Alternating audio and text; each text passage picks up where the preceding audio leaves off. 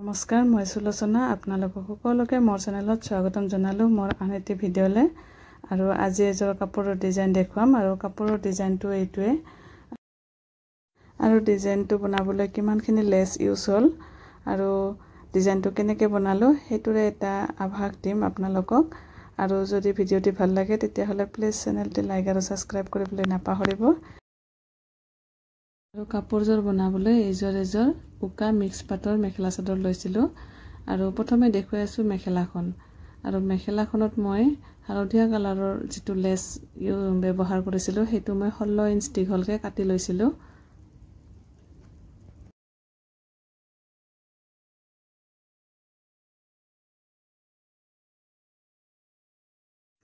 আৰু এইটো মই জুখি লৈছিলোঁ 11 ইঞ্চ কৰি। আৰু 11 ইঞ্চৰ এটা দাগ দি লৈ আৰু তাৰ পৰাই মই ঘৰটো বনাই গৈছোঁ।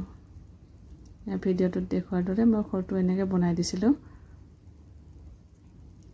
আৰু মই আচলতে দীঘলকৈ লোৱাৰ কাৰণে 16 ইঞ্চ লোৱাৰ কাৰণে মোৰ এটা পেকেটৰ লেছেৰে নহ'ল, কাপোৰযোৰ হোৱা নাছিলে।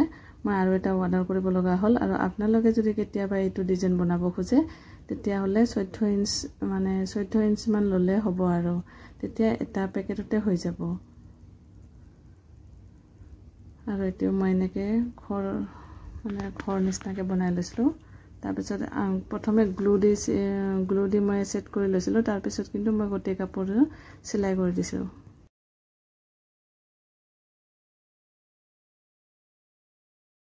মই হালধীয়াটো ছেট কৰি ল'লোঁ। তাৰপিছত ৰঙা আৰু বগাটো প্ৰথমে জুখি লৈছিলোঁ, তাৰপিছতহে কাটি লগাইছিলোঁ। কাৰণ আগতে যদি কাটি লওঁ তেতিয়াহ'লে কেতিয়াবা ক'ৰবাত অলপমান কম বেছি হৈ যায়। সেইকাৰণে আগত জুখি লৈছোঁ, তাৰপিছতহে কাটি লগাইছিলোঁ। আৰু এনেকৈ মিলাই এটা ডিজাইন বনাই দিছিলোঁ।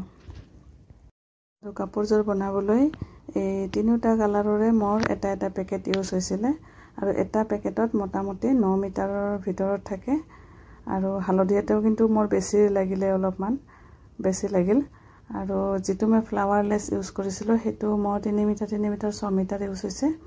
আৰু যিটো মই চাৰিওপিনে বৰ্ডাৰ দিছিলোঁ সেইটো কিন্তু মই 18 মিটাৰ আনিছিলোঁ, দুটা পেকেট আনিছিলোঁ। এই হালধীয়া, ৰঙা আৰু বগা লেছ কেইডাল কিন্তু মোৰ অনলাইন অৰ্ডাৰ হয় মিছ'ৰ পৰা। কাপোৰযোৰো অনলাইন অৰ্ডাৰ হয় মিছ'ৰ পৰা।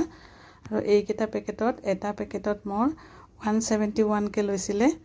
আৰু যিটো মই চাৰিওপিনে লগাইছোঁ সেইটো লেছ কিন্তু মোৰ অফলাইন অনা হয়। 120 টকা লৈছে সেইটো। আৰু ফ্লাৱাৰ লেছকেইটা 10 টকা মিটাৰকৈ লৈছিল।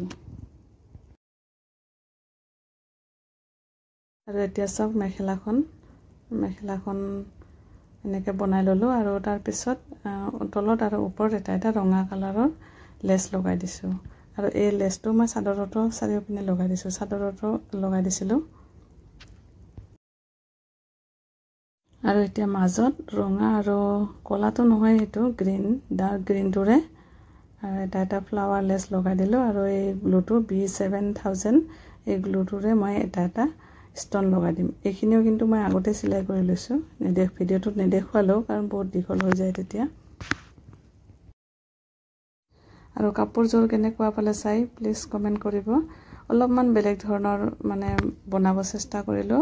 আৰু যদি ভাল লাগে তেতিয়াহ'লে লাইক আৰু ছাবস্ক্ৰাইব কৰিবলৈ নাপাহৰিব চেনেলটি।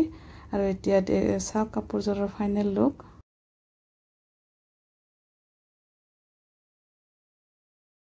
কাপোৰযোৰৰ দহিটোও মই মাল্টি কালাৰৰ যিমানকেইটা কালাৰ ইউজ কৰিছিলোঁ সিমানকেইটা কালাৰৰে বনাই দিছিলোঁ। আৰু কাপোৰযোৰ কেনেকুৱা লাগিছে প্লিজ কমেণ্ট কৰিব। এতিয়া আজিলৈ আহিছোঁ, ধন্যবাদ।